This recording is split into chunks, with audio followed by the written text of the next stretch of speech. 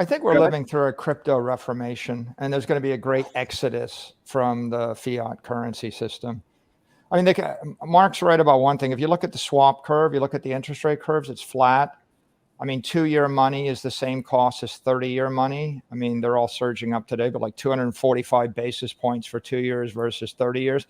What it's telling you is the market, two things. Either the market thinks that we're hitting a recession, they're never going to raise interest rates, they're going to raise them 2-3 times and stop, and and interest rates are never going to get above 150 basis points ever. That's what they're thinking. Or what you have is a non-economic, non-market actor just holding down the long end of the yield curve with infinite money by printing money. In either case, the conclusion is currencies continue to weaken. Second tier currencies collapse. Third tier currencies all collapse. The first tier currencies weaken 15-20%.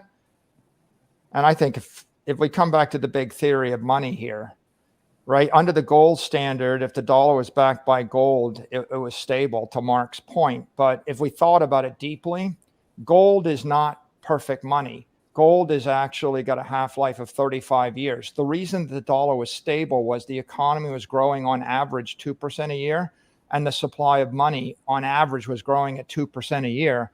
And if both of those things peg, and if you're an economist, you realize it's almost impossible to grow anything more than 2 or 3% a year over the course of a long period of time. So what you had was stable money in the form of gold.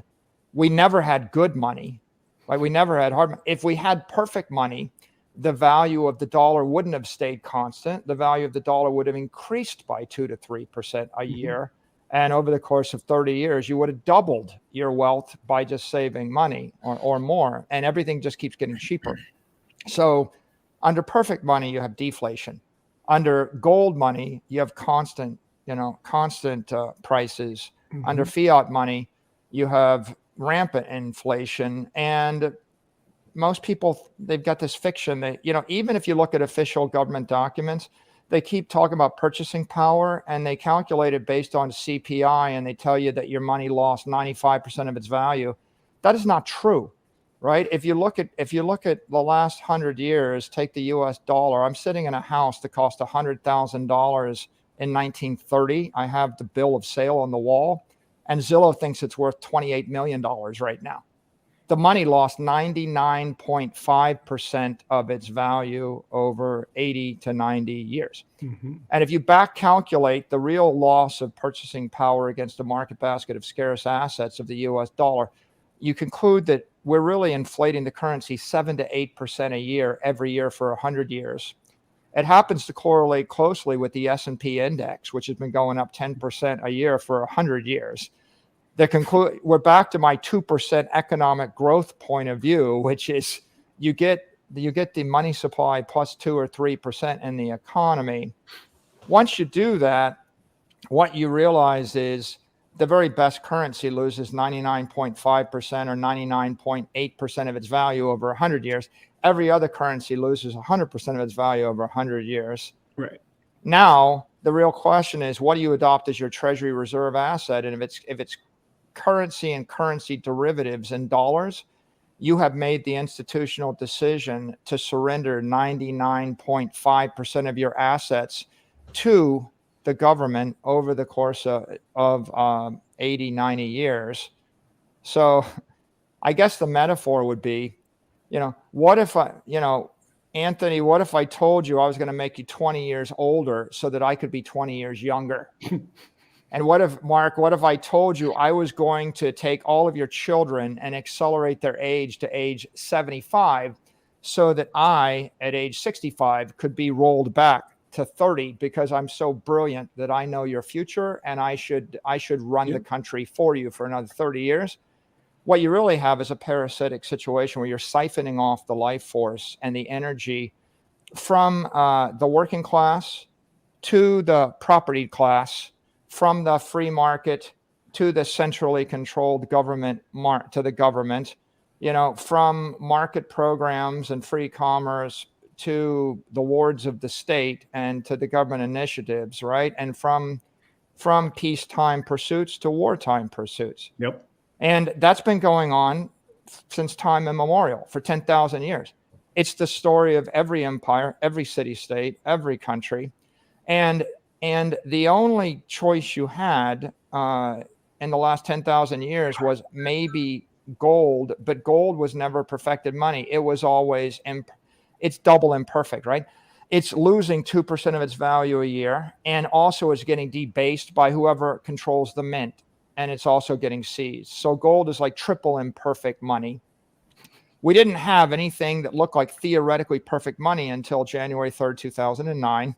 And then it took about 10 years of beating on it to determine that it wasn't going to crumple under some kind of engineering mistake. And so now here you are in the year 2022, and reasonable, intelligent people have concluded that this is engineered perfect money. That's like 2, 3, 4% of the marketplace. 97% of the people don't even know what money means.